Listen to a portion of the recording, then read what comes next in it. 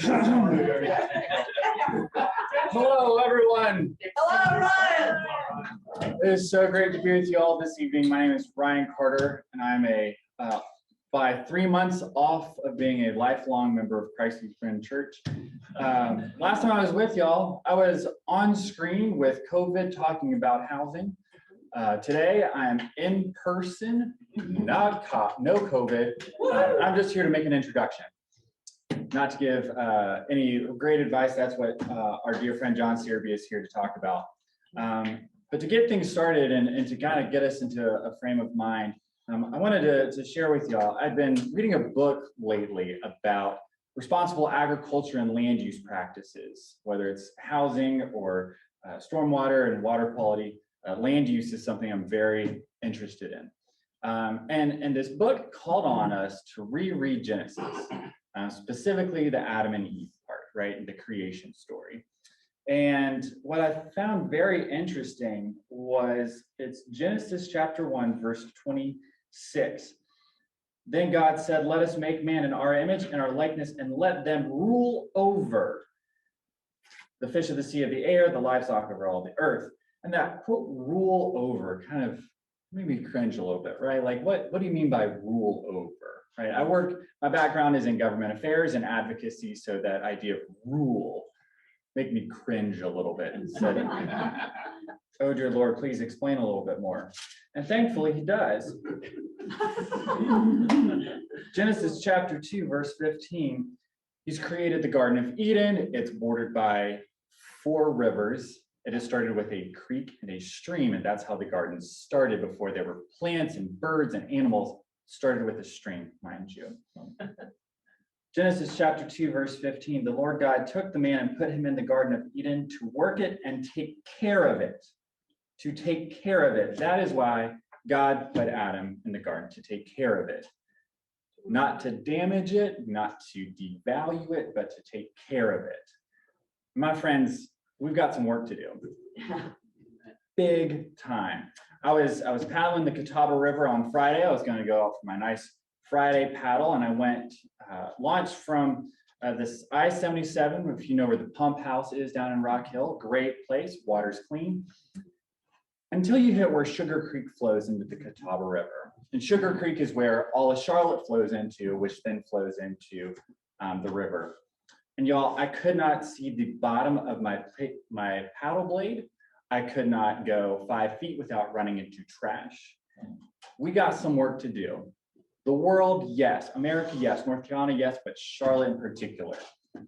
And without further ado, now that you're all fired up, ready to do something, I'm going to hand it over to John Searby, CEO of the Catawba Riverkeeper, and let him explain what he does and what our great organization does. So John, thank you for joining us this evening. Thanks. After an introduction like that, I would say let's just go out and start doing a cleanup right now. We're all fired up. That is a part of what we do. For those of you who don't know, Ryan is now the policy manager for Catawba Riverkeeper. So we're happy to have him on the team and to have a member of your congregation working alongside us. Diana Daniels is also a member of our team, the longest tenured member of our team, as Director of Development and Marketing. And I tell her every week that she's really my boss because I don't know how to do anything unless she points me in the right direction. She's been there almost 10 years. She's glad to point. She's been there almost 10 years and knows where the bodies are buried, so to speak.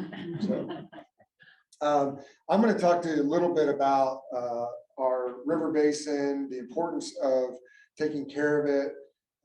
And I'm going to do it a little bit through the context of what we do as an organization. Try not to make this too much of a commercial. But most of the time when I'm standing in front of groups, it's a Rotary Club or a Lions Club or a school group or something like that. And so I sometimes put my salesman hat on. I'll try to not be too heavy-handed on that. Last night I was at a fundraiser with some folks that were there. I was a little more heavy-handed. I was also the auctioneer last night, so I was really, bringing in the dollars. So the educate, engage, and protect is where I always start, because our organization believes strongly that if you don't do all three of those things simultaneously, it's very difficult to get anybody to care about our water. I'm gonna give a little quiz, and I think I already know the answer to all this, but I'm gonna just humor us all. So how many of you have your primary residence inside Mecklenburg County? All right. How many of you are 100% confident that you can tell me specifically where your water comes from? Well. Oh, you're on a well, okay. You know? Mountain Island Lake. Mountain Island Lake, that's right. If you live in Mecklenburg County, unless you live in Huntersville, Cornelius, or Davidson, who get their water out of Lake Norman, everyone else in Mecklenburg County gets their water out of Mountain Island Lake. And so that's your little kernel of education for tonight.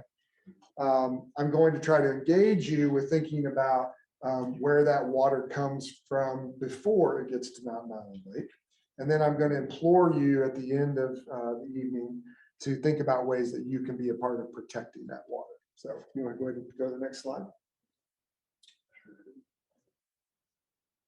So a little bit of history about our organization, and this will make a little sense when I get into it. So we're 25 years old. This is our 25th anniversary.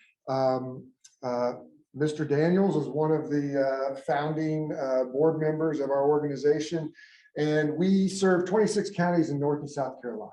We're a membership-based organization. We have about 7,000 members, and that's really important because in the world of water in the United States, we operate under the Clean Water Act, which this is the 50th anniversary of the Clean Water Act. It was passed in 1972, and it gives us as citizens the opportunity to speak on behalf of our own water. It's called standing.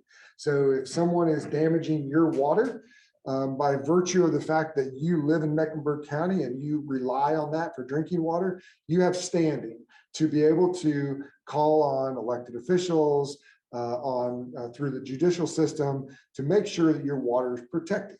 So membership for us is everything. When we sit down with elected officials around the 26 counties that we operate in, they care about how many people support us within their jurisdiction. And we have some challenges sometimes because the Catawba River is the hardest working river in America. That's not my statement. That is a commonly held agreement, and it's mostly because we have more electricity generated per mile by this river than any other river in the United States. There are 14 hydroelectric dams, there's 2 nuclear power plants, and there's 3 coal-fired power plants using the river to generate electricity for all of us. So even if you're on a well, you do get your electricity from the Catawba River. And technically, if you're on a well, like I am as well, our water is groundwater feeding the Catawba. So 2.5 million of the 4 million people that live in this basin get their drinking water, and a little bit north of 3 million people have their electricity directly pointed to the Catawba in one of those spaces. Almost 9,000 total miles of waterway. So every creek within 10 or 15 miles of where we're standing right now is a part of the river basin, along with about 5,000 square miles of coverage in those 26 counties in North and South Carolina. So that's a good context. If you'll pop to the next slide, I'll show you that kind of in a visual representation. So this is a little hard to see because it's so small, but this is the Catawba River Basin. So it starts up in the mountains, real close to Black Mountain. If you've ever driven I-40 going to Asheville, you go past Old Fort and you start to go up the mountain. About halfway between Old Fort and Black Mountain is where the headwaters, and it is just a little puddle coming up out of the ground. It's very insignificant. I walked across it about 4 weeks ago, and if you hadn't told me what it was, I would have no idea. It gains quite a bit of strength, and at Lake James, it's joined by the Linville River coming in out of the mountains. And from there, it runs due east and incorporates Lake James, Lake Rodas, and Lake Hickory, and makes a hard southern turn and Lookout Shoals Lake, Lake Norman, which is the largest lake in the state of North Carolina. Then you have little old Mountain Island Lake squeezed in there where all of our drinking water comes from. Lake Wiley. Below the Lake Wiley Dam is the second longest stretch of the free-flowing river. So it's about 28 miles from the dam access at Fort Mill to the top of Fishing Creek Reservoir, which is at Highway 9 between Lancaster and Fort Lawn, South Carolina, if you're familiar with that. That includes Lansford Canal State Park. If you haven't visited that park, I would strongly recommend it. It's beautiful. Then Fishing Creek Reservoir, Great Falls, and Rocky Creek. And then the last lake on the chain is Lake Water. And if you take this bottle of water and leave it on the parking lot out there and wait for it to rain, it will go down the storm drain and into a creek and out to Sugar Creek, and it will be in Lake Watery in less than 14 days. And it'll go through several dams on its way. And so our friends down at Lake Watery like to point north about all their problems. And Ryan's assessment of Sugar Creek coming into the river below the Catawba Nation is 100% accurate. You can see fish swimming under your boat until you see Sugar Creek coming in to your left, and it looks like you pump chocolate milk into the river. And lots and lots and lots of plastic bottles. Below Lake Watery, there's a 75-mile section that you wouldn't recognize if you've been on anywhere else on the Catawba River. That section is a swamp. It flows into the Congaree River inside Congaree National Park. Below the Watery Lake, there's alligators, there's American eel. It is backwater and it is not very developed. And there's a coal-fired power plant down there. And where the Congaree and the Watery River comes together, it's the Santee to the rest of the way to the ocean. So that's your river basin. And the circle there kind of outlines Charlotte. You can see tiny little corner here of Mecklenburg County is in the Yadkin River Basin. And so really kind of the northeastern edge of Mecklenburg County flows towards the Yadkin River. But everything else is our basin. Okay, go ahead. Who knows what that is? It's a coal-fired power plant. I would be willing to bet that if I had polled the room before I got here and said, what do you know about Catawba Riverkeeper? Most of you would know Catawba Riverkeeper for coal ash.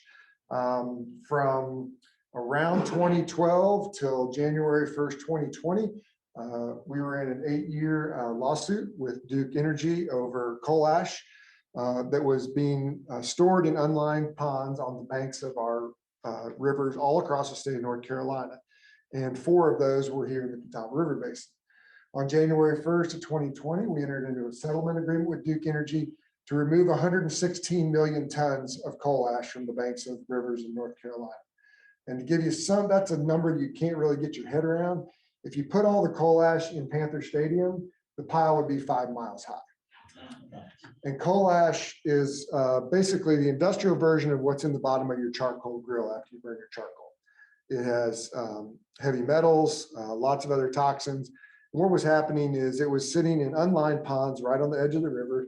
It would rain, the rain would grab those heavy metals and toxins, drag them down through the ash pond and into the groundwater, and then it would leach into the lakes and rivers.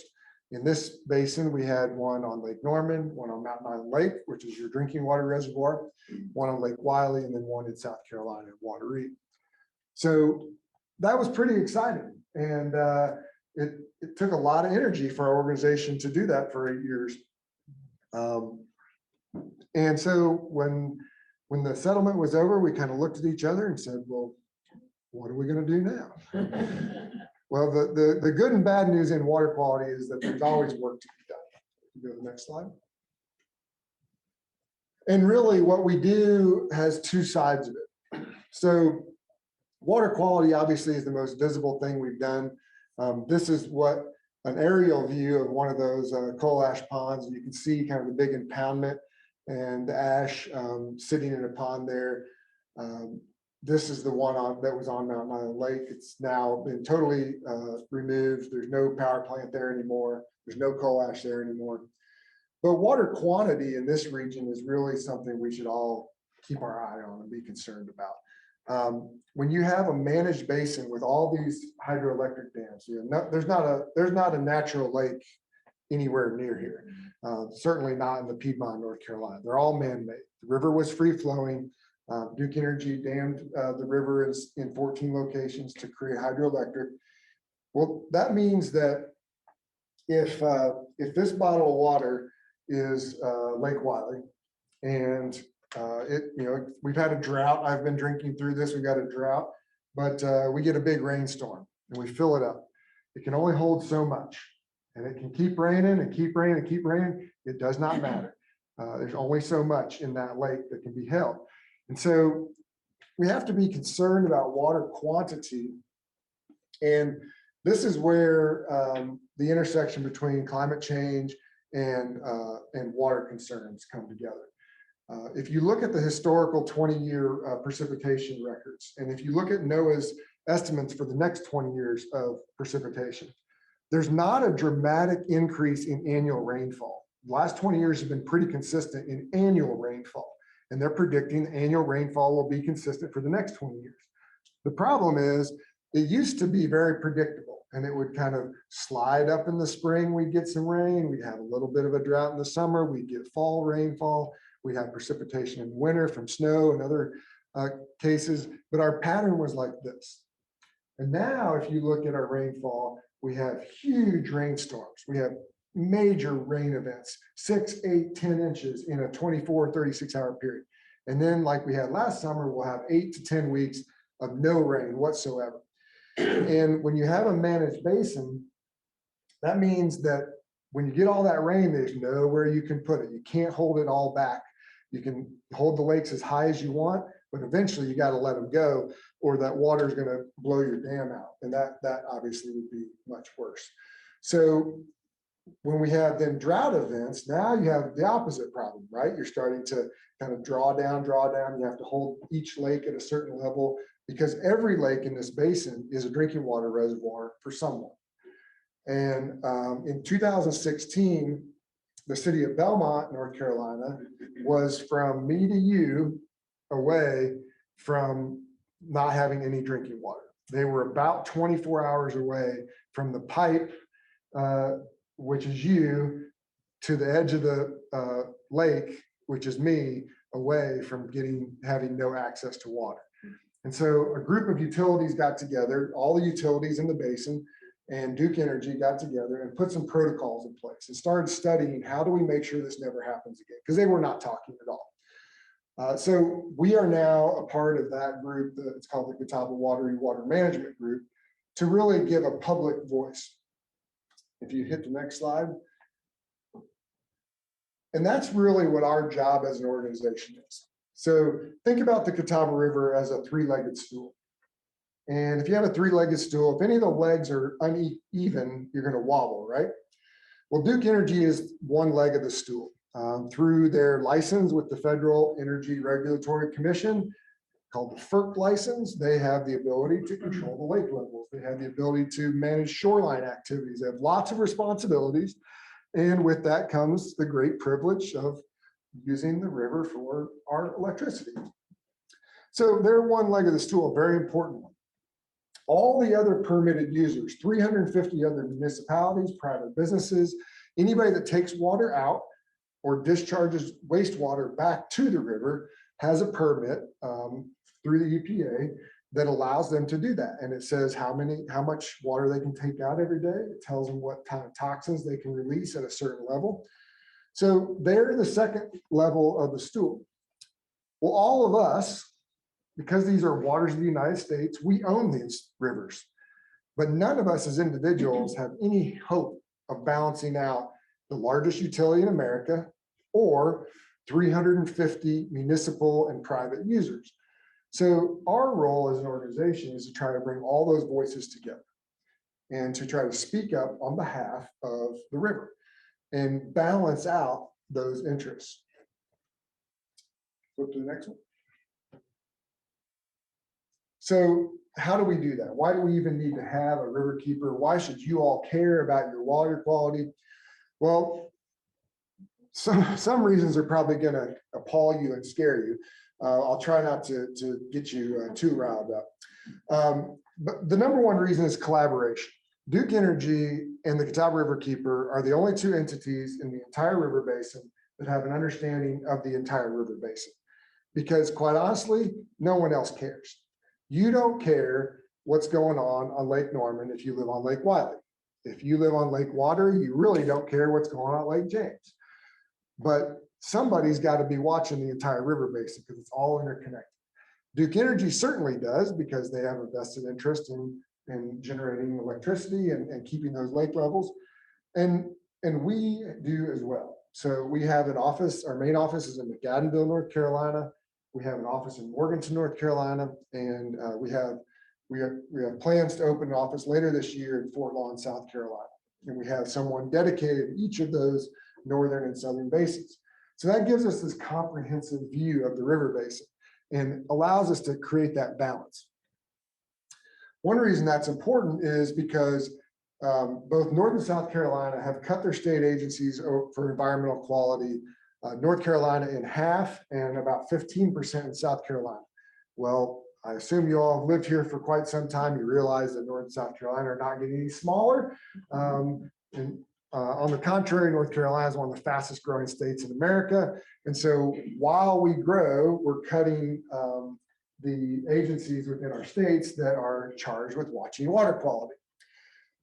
To give you an example, on Lake Wiley, Lake Norman, Mountain Island, any of the lakes in North Carolina, the North Carolina Department of Environmental Quality tests them once every 5 years. Once every 5 years. And once they're finished with those tests, it takes them 18 months to publish that to the public. This is for things like bacteria, which has a 72-hour half-life, which means if they test it on Friday, by Monday, it's no longer applicable. But we wait 18 months on a 5-year test. So what we do is we step in and fill that gap. That's really what all nonprofits do, right? They fill a gap between public demand and need and private resources or public resources. So we do sampling programs like our swim guide program, where we're going out and sampling 60, 65 different sites around the river basin that are popular for people to tie up. And we test every Thursday from Memorial Day to Labor Day. We publish the results on Friday, so you know if it's safe to be out jumping off your pontoon and getting in the water. That is not being done by any other group around here. Mecklenburg County Stormwater does do some testing, but by nature of being a government agency, they may not report all of those results in the most timely manner, especially if it's bad news sometimes. Education, I mentioned educate, engage, protect, and education is one of the things that we think we do really well. So we've really invested in education, both for young people, for adults, for young professionals, and really helping them understand how they can have long-term impact on their water in a positive or negative way. And then lastly, being out in the water is pretty important. If any of you have ever taken a boat ride around any of the lakes around here, it's a much different perspective to see the land from the water. You can see things that you can't see when you're walking around on the sidewalk. So those 7,000 members, a lot of what they do is report things back to us. Our phone, when it rains, our phone rings off the hook. This silt fence is down at this construction site. We've got this problem. My neighbor's cutting a tree down on the shoreline. You name it, we've heard it. Last year, we responded to about 150 citizen reports over the course of the year. So pretty active engagement on the water. All right. Couple just pictures to prove to you that what I'm telling you is true. So Brandon Jones, I don't know if any of you had the chance to meet him. Brandon Jones is our riverkeeper. He is our chief scientist and advocate. Native of Gastonia, went to Chapel Hill. He was really excited last night and just finished his master's degree at UNC Charlotte in hydrology. And then a couple of our other staff members out with Brandon taking some samples. So we have a lot of different ways we get out, whether it's on the lake or in a stream or a creek. Go ahead and go to the next slide. One of the things you may have seen us do, and we talked about a little bit earlier, is trying to control litter within the river basin. So this is Greg Nance, our engagement manager. And this is called a litter getter. So this is a device that is anchored to the shoreline. This one happens to be in Steel Creek down at the Ant Springs Cliffs Greenway, and one of the tributaries of Sugar Creek.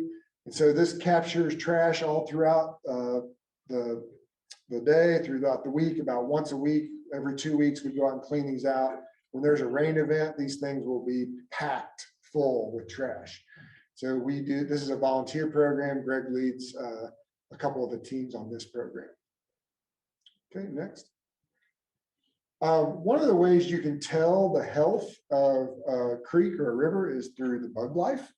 And kids love bugs. I don't know if you knew that. So one of the education programs we do is how healthy is this creek? And so we'll take them out wherever we're at, in the nearest creek, and we'll go out and we'll just grab a bunch of leaves and rocks and stuff out of the creek and then start sifting through it. And Grant Buckner, one of our scientists on our team, is a macroinvertebrate specialist. And so he will tell them what they're looking at. And each different kind of bug tells a different river health quality. So one of the ways we identify if a creek is healthy or not is what kind of bugs live in that creek. And in Charlotte, one of the really positive things that's happened, if any of you have, were here 25 or 30 years ago, Sugar Creek, Little Sugar Creek was basically a cesspool. There wasn't anything living in there. It couldn't have supported any life.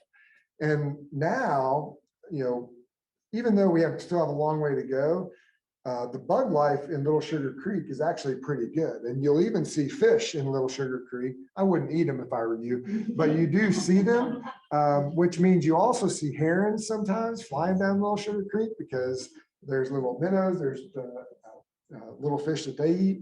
So next time you find yourself in a creek, maybe flip over a rock or two and see if you see some bugs, anything that has wings or feet or antenna. It's a good healthy stream. And if you really want to know how healthy it is, give me a call, send Grant out to your creek and we'll tell you. I have no idea. I am not a scientist. All right, next one. So what are we worried about now?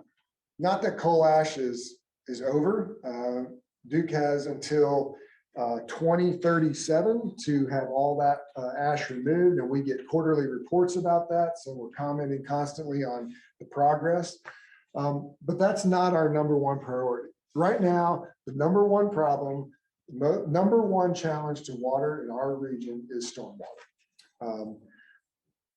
If you had a 1 acre lot in the city of Charlotte that was totally forested and 1 inch of rainfall fell on it, not a single drop of it would ever leave that 1 acre. If you cut all the trees down in that acre and turn it into a parking lot, you can move 20,000 gallons of water off of 1 inch of rainfall on that same acre. That has only one place to go in Charlotte, down the storm drain and into our creeks.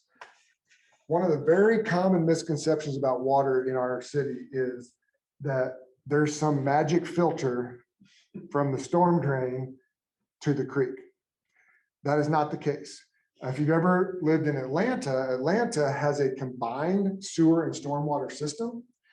That is good in some ways because the stormwater, when it's nice, even flow, goes down, goes through the sewer system, gets processed with the wastewater and gets discharged.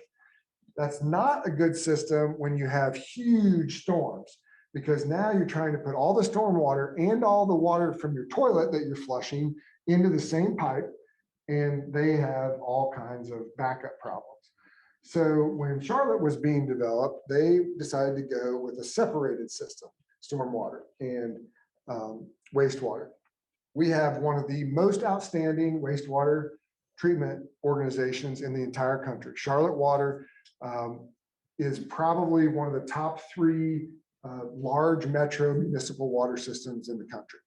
They get awards for their work on processing water on the front end. They get awards for their work processing wastewater on the back end. They do have spills. We had a 1 million gallon wastewater spill into Lake Wiley last summer. It is not uncommon, but the problem for us is the stormwater. When you move water that fast off of concrete, rooftops, parking lots, sidewalks, Amazon warehouse buildings, it's going to go as fast as it can into this creek. And these creeks, God didn't make them to handle the kind of water that they're receiving. And so when you see a creek that when you were a kid looked like this, and now it looks like this, that's because there's so much volume moving through there. It's doing what we call incising the creek. And that every time it does that, it's taking sediment with it. It's ripping some of the dirt off the side, and anything else that was on that parking lot is going down with it. Most notable in our small creeks and coves. So why is that a problem? Because you pay to have your water processed. So does everybody else downstream from you. And every time there's more pollution going into our water system, costs a little bit more. New filters, new processes. We don't know exactly what's in that stormwater all the time. You know, what's been on the road from your brake dust, from your car dripping things. You know, certainly trash and plastics. Microplastics is something we're concerned about right now. So stormwater is really important. A couple of real simple things that you can do that make a huge difference. If you clean out your gutters on your street, so if there's not leaves in there, it's because the stormwater system is made to kind of spread out the water and try to slow it down as much as possible. If you have a whole bunch of leaves in your drain right across the street from your house, and it all pushes down next to your neighbors, now we're putting a lot more volume into their pipe than spreading it out into two. So keep your gutters clean. Don't throw your own leaves and grass clippings and stuff out in there. This one always gets people. Don't wash your car in your driveway. I always tell my friends at Auto Bell, like, I should be your greatest champion, because I would love if everyone would go to Auto Bell to wash your car every single time. And here's why. Auto Bell has to have a wastewater treatment permit. So the water that goes down their drains gets captured, held, cleaned in a little tiny wastewater treatment plant, and then pumped into the sewer system. When you wash your car on your driveway, whatever chemicals you use, whatever soap you use, goes straight down the storm drain and joins those little bugs in the creek, and they don't like detergent and all the other stuff that you take, not to mention all the brake dust and everything else you washed off your car. If you absolutely have to wash your car, pull it onto your grass, wash it on in your lawn, not on your driveway. So that's a one little tiny thing you can do to help improve water quality and how stormwater is impacted.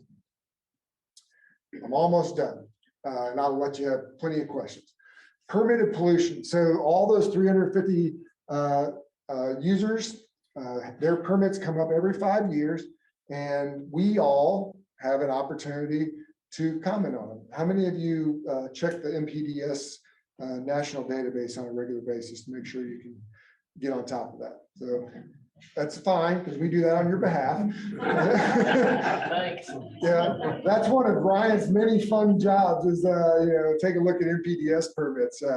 So, these are things, the ones that are really egregious, honestly, are the ones you wouldn't think of. Like the most recent one we got affected was a neighborhood up near South Mountain State Park that had a permit that was for about 30 homes. And then after the collapse of the economy in 08, 09, a new developer came in and decided he'd split the lots in 4 and build 120 homes where there was supposed to be 30. Well, the wastewater treatment plant was made for 30 homes, not 120. Needless to say, it didn't handle it very well. They had all kinds of problems. Those are protected trout streams up by South Mountain State Park. So when you dump wastewater into those, we got a major problem. So last year when their permit came up, we made comments, we called for a public hearing, and finally DEQ did something about it, gave them fines, made them upgrade it, made them enhance. And we don't have very many friends in that neighborhood right now because their water bills just went way up. But the creek, Henry Fork and Jacob Fork are protected now. Most common question we get, is it safe to swim? I mentioned Swim Guide. That's our biggest program last summer. Over 60,000 people viewed Swim Guide. So when people ask me, like, is that a good use of your time and energy? Well, 60,000 people thought so last year, and there's not even a close second of things that people engage with us on. So we're going to keep doing that. And then recently, one of the things that came out of post coal ash work for us, our board really came to the realization that we were not going to preserve and protect our way to clean water.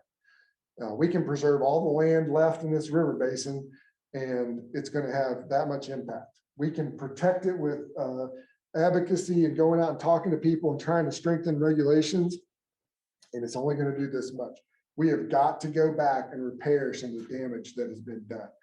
Now, that is a huge, expensive proposition. In a very interesting way, COVID and the release of all the ARPA funds is probably going to be the greatest thing that's happened to water infrastructure in decades, because there is a lot of money out there now for stream restoration, for upgrading city sewer lines, making them more modernized. So, we are really advocating hard for that kind of work right now, and starting to kind of dabble in that ourselves, getting some staff members experienced on how to restore creeks and streams. Okay, next slide. So just a couple other images. So this mentioned the creek surveys. The gentleman in the green is Grant Buckner. He's our Northern Basin watershed. This is a creek survey that we did in Gaston County. Some of you may have heard about the Piedmont lithium mine that's being proposed in that county. It's going to have an impact on about 4 or 5 miles of stream and about 8,000 acres of wetlands. And so we have been going out and doing macroinvertebrate samples on those creeks to kind of see what the health of those are right now. That'll give us a sense when the project starts of what kind of impact it could be having and what kind of changes might need to be made. Okay. So how do we engage people? If you have a smartphone, I would strongly encourage you to download our app. This is how you can get involved immediately on any given day. Driving down Providence Road, you see a development, you see it's raining, and you see just huge mud flowing out of the development onto Providence Road. You have our app, you can pull over, you can click report pollution, you can snap a picture of it with your phone, type a couple things in and submit it to us. Your name will never be involved. We'll take it from there. We'll get it reported to, in that case, Mecklenburg County Stormwater, and get somebody working on it. You see a huge pile of trash somewhere in a creek by your house, same thing. Snap a picture, gets submitted to our portal. Somebody on our staff gets that and responds to it. Also, where you can find our swim guide. So for Memorial Day to Labor Day, if you're getting ready to go out in the water, go check it, check the nearest site where you want to go swim, gives you the confidence that bacteria levels are safe. You can get information about the lake levels, about releases from the dams, a lot of great information on our app. If you're so inclined to volunteer, I joked at the beginning, but we have tons and tons and tons of volunteer opportunities. Last year, we had over 2,000 volunteers, and a lot of that is creek cleanups. But some of it is going out and talking to other people in the community about what we do, being an ambassador for us at other events, at other community events. And then I mentioned how important membership is to us. And I tell people all the time, our job will be done when we have 4 million members, because everybody really relies on this water, and the responsibility lies on all of us. And so membership is really important to us. What membership does for us is gives us a conduit to connect you with the person who actually can do something. We are not an enforcement agency. I can't make anybody do anything. But what I can do is I can leverage the people who live in an area, who care about it, to get something done with elected officials, with city staff. And when you're a member and you get an alert from us that says, hey, Mecklenburg County Council is going to be hearing a new stormwater ordinance, would be great if you would show up and make sure that they understand that you care about water quality in your neighborhood. That's how we collectively get things done when it comes to water. So that is the end of my formal presentation, but I am happy to talk water all night if you want. So any questions that you all might have? Yes, ma'am. I have about 5, but I'm fooling myself. First, you started talking about coal ash and the cleanup.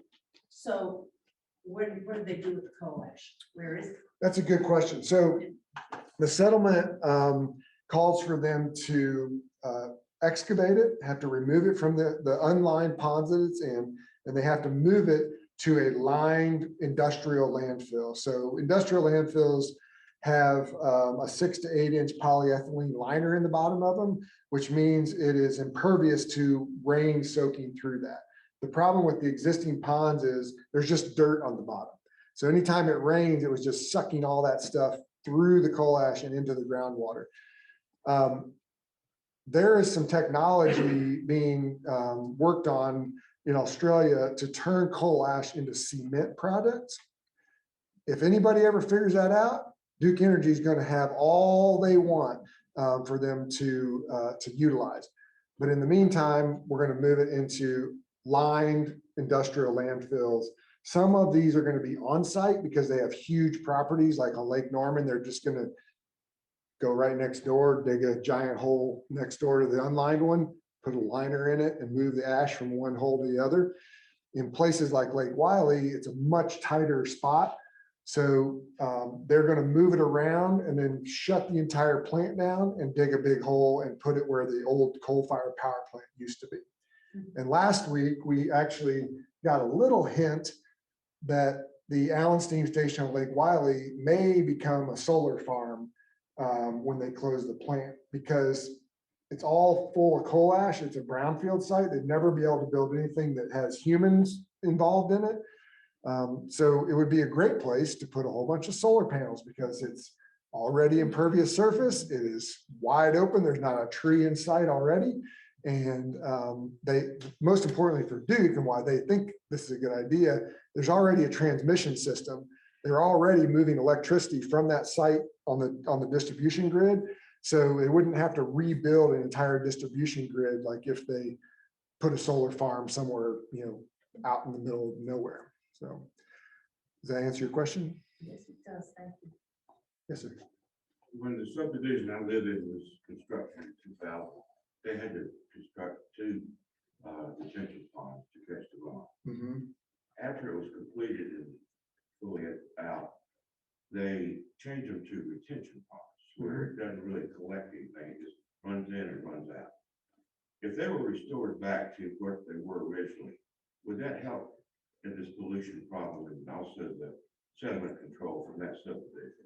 Yeah, it would, because the way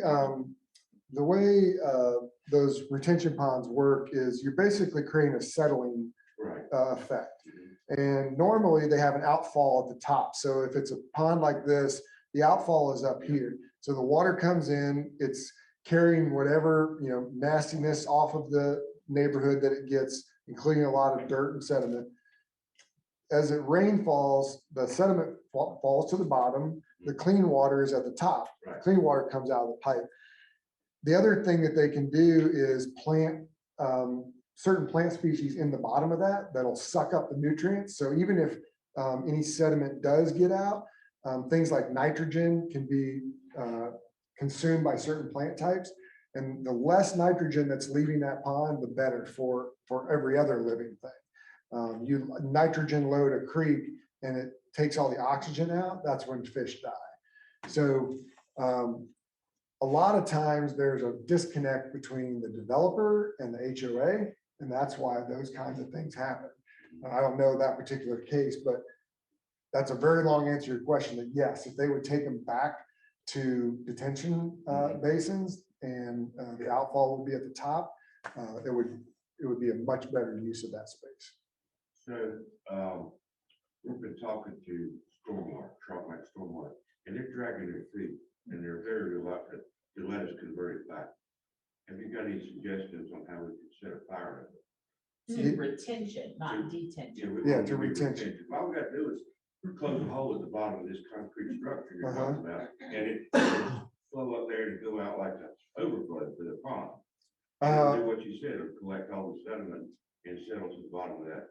Yeah, shoot me a note with your information. One of our board members, that's what she does for Mecklenburg County Stormwater. I don't Okay. know, you may not be up to the right level yet, but I can get you to the right level at Mecklenburg Stormwater. We can at least get the light shined on it. And I won't promise it'll fix it, but the speed will pick up. Is there any reason it should not be converted back? I'm not an engineer, and every case would be case by case, but Becca will tell us. If we can get Becca out there on property, she'll tell us. It would seem like also it would help this massive inflow and quick outflow to collect and slowly release. Yes, that's the goal with all water management in a metro area. You want to release it to the creek as slowly as you possibly can. Or even evaporate. Yeah, we actually evaporate more water in this river basin off of our lakes than we actually use across our hydroelectric dams. I have one more question. These impervious line ash pits, what happens when they fill up with water and overflow? So they won't, because what they're doing right now in the unlined ash pits, they're dewatering it. So they're sucking it all out so it'll be dry when they remove it. When they put it in, every time they fill it, at the end of the day, they'll pull a polyethylene liner cap over the top of it. So during the construction process, there won't be any water getting in there. They also will have pumps at the bottom of them that have filter bags on them. So any water that does get in there will be pumped out and filtered. And then when it's full, they'll put a polyethylene liner over the top, seal it out and cap. It basically is going to be a giant encapsulated tomb of coal ash. Thank you. Yes, sir. Where are your offices? You mentioned you had 3, and how many staff do you have in the foundation? So we have 12 full-time staff and a few part-time staff now. Our offices are in McAdenville, North Carolina, on the banks of the South Fork, just about 14 miles down I-85. And we have an office in Morganton, North Carolina, actually inside the city of Morganton's municipal building. They give us an office for free in there. And then we have an office in Fort Lawn, South Carolina, that covers the southern part of our basin. So when I took over 3 years ago, we had 4 employees, and really our board was determined that we were going to accomplish what it was one of our founders' goals, which is to have this full basin view. And so the strategy was built to be able to expand the capacity of our organization. And so we've raised a lot of money. We've done a lot of work to kind of drive the size of the organization up. And knock on wood, it's going pretty well. Yes, ma'am. The one that I'm really wondering about is, I frequently walk my dog in the parks. And I remember seeing signs about blue-green algae. Mhm. Where are we with that? Does that die over the winter? It goes dormant over the winter, but it doesn't fully die. We were actually talking about that earlier. So blue-green algae is a type of what's called a harmful algal bloom. So not all algae is harmful. And you and I, actually even microbiologists can't look at it and tell you if it's harmful or not until they take a sample and look at it under a microscope. And you can see some algae releases toxins. Those are the ones called harmful algal blooms. You'll see her HABs. So blue-green algae is a type of a HAB, and they are deadly to pets. So we've had multiple dog deaths in this river basin, and it is most often in stagnant bodies of water. Very rarely is it on moving. It's almost never on moving water. The Daniels have had it in their cove on Lake Wiley, because what happens is you need perfect conditions for this to grow. You need non-moving water. you need shallow water. The air temperature has to rise for a period of time, which makes the water level rise. And then you have nutrients loading in. So if you're walking on the greenway or something, you see a pond and it has a green film on it, you definitely do not want to let your dog in there, because all the nutrients off of the land around there, dog feces, fertilizer for land, gets in there and it's basically feeding that stuff.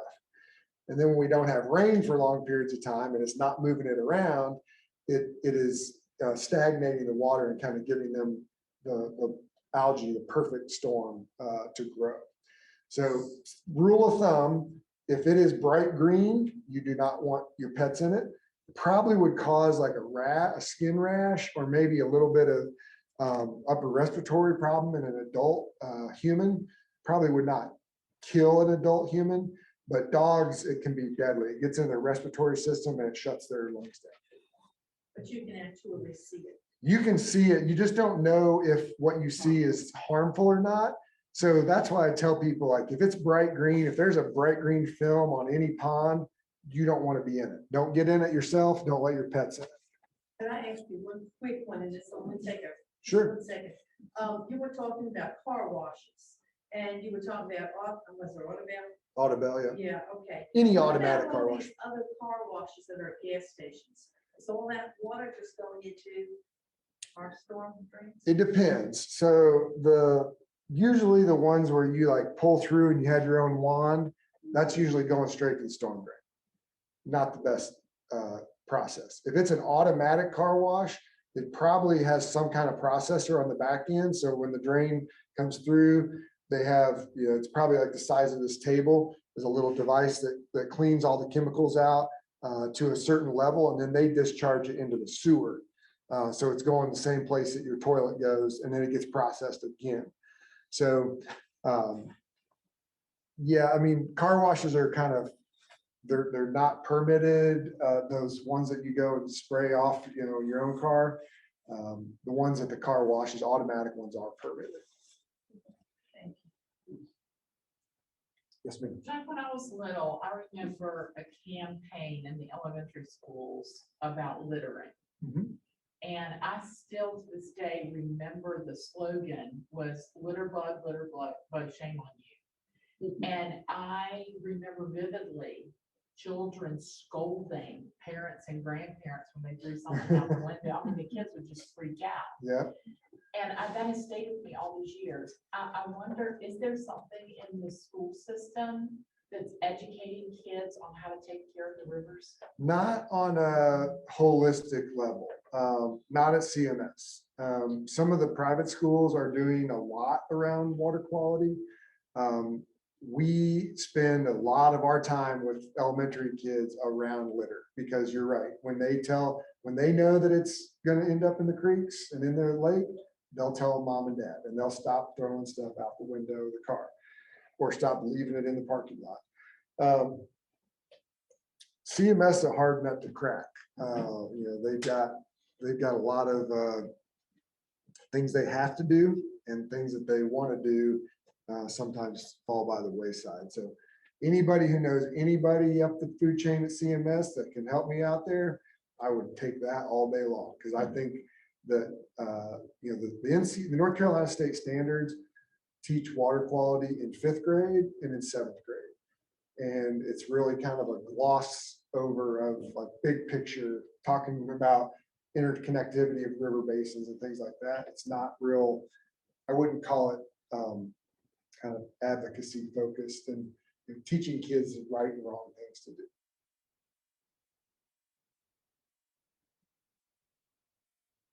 So usually a question I get, and I'll proactively answer in case it's on your mind, is what can I do? Like, I'm just one person. I still got to wash my car, I'm going to walk my dog. There's a lot of little things you can do. Pick up after your pets, don't wash your car on your driveway, clean out your gutters, on your streets.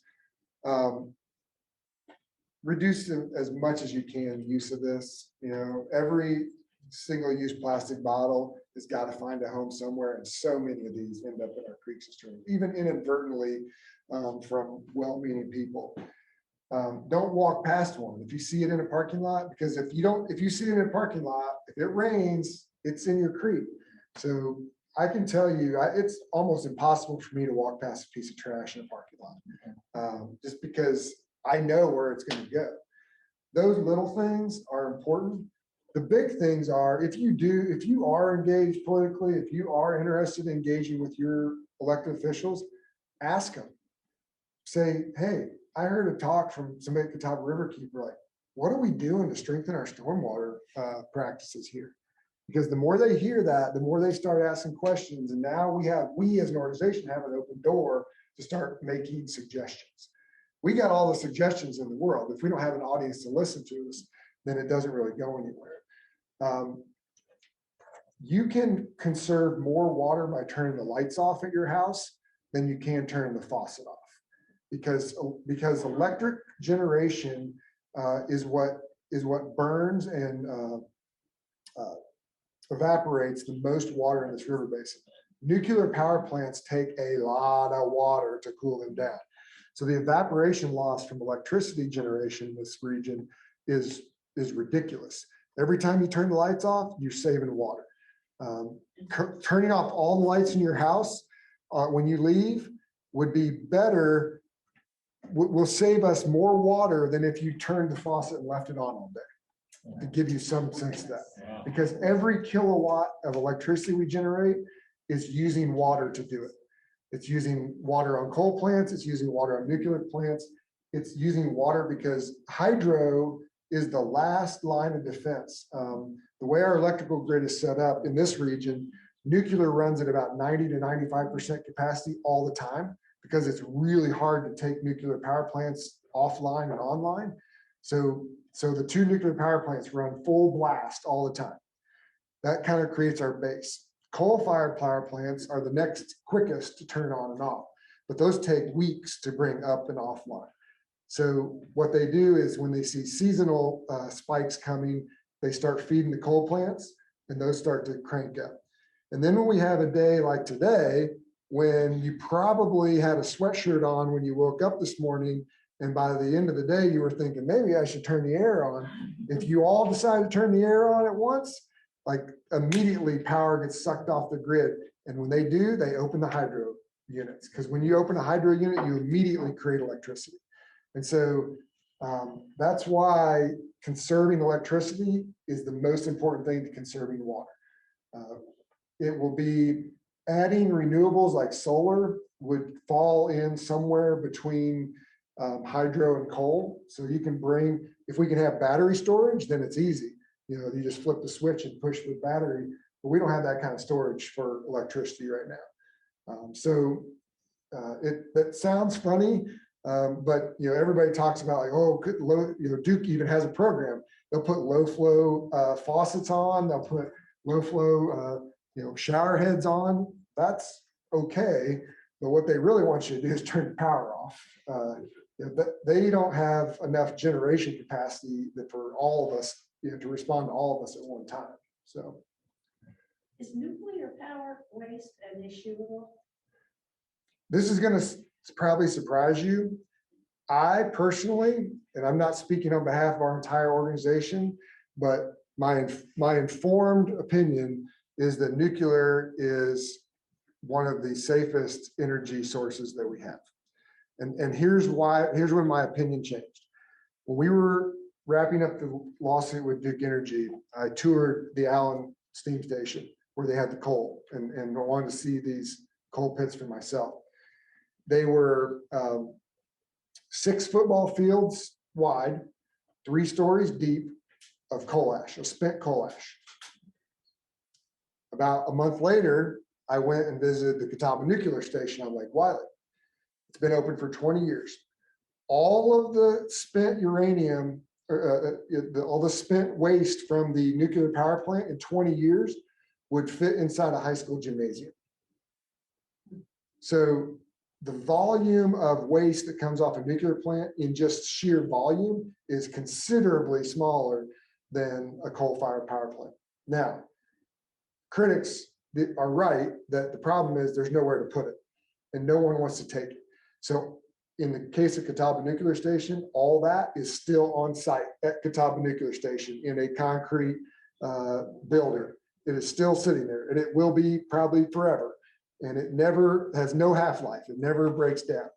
So until Utah allows us to ship all of our spent uranium to them and put it in a mountain, which that was a proposal for a while that they shot down. I don't see nuclear really expanding, but compared to coal, I personally think it's a better option. And what is being looked at now are these small nuclear processors are being looked at where they don't have near the footprint, they don't generate near the spent uranium, and they can be deployed a lot quicker. They're being tried on some smaller, they don't take near as much water either. They can process their own water like off of a city system. So that might have a future somewhere in there, but right now what Duke's looking at is moving most of the coal plants to natural gas. That's not a big picture solution to climate change because natural gas has to be fracked from somewhere and that releases methane. It's not our problem because we don't have natural gas here, so we don't have fracking in North Carolina, but it's somebody's problem, and it's the global problem is, you know, what natural gas causes. But from a burning, what's coming out of the smokestack, natural gas is a lot cleaner than coal when it comes to that. Any other questions? If anybody's interested in, or, you know, wants to get me connected with something, I've got some business cards here. You're welcome to take them. Shoot me an email anytime. Would love for you all to be members of Catawba Riverkeeper and have your voices heard as part of what we do. With that, I'll kind of end my stump speech. It's great to speak to you tonight. Thank you for having me.